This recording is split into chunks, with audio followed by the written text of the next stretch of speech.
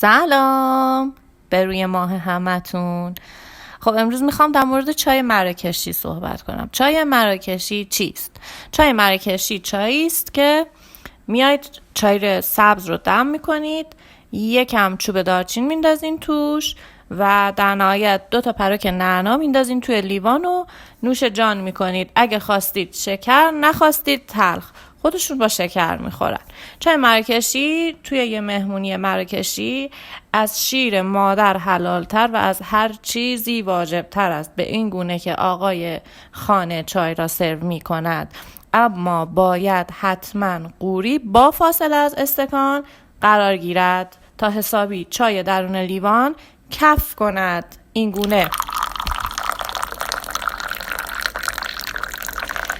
هرچه بیشتر کف کند، میزبان با سلیقه تر است و مهمان بیشتر خوش آمده.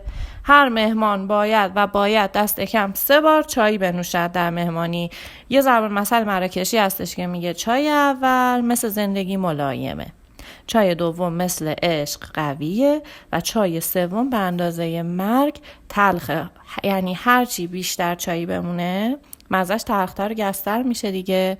من نمیدونم چرا آخر مهمونی باید به مرگ ختم بشه، ولی خب این یه ضرب المثل مراکشی است. اونم یه قانون مراکشی که شما باید دست کم 3 تا چایی بخورین. جدی اگه 3 تا چایی تو مهمونی نخورین خیلی به چشم صاحب خانه بد میاد این قضیه.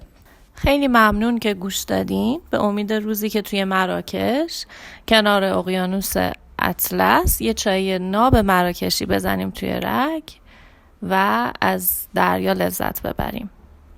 دوستتون دارم. خدا نگهدار.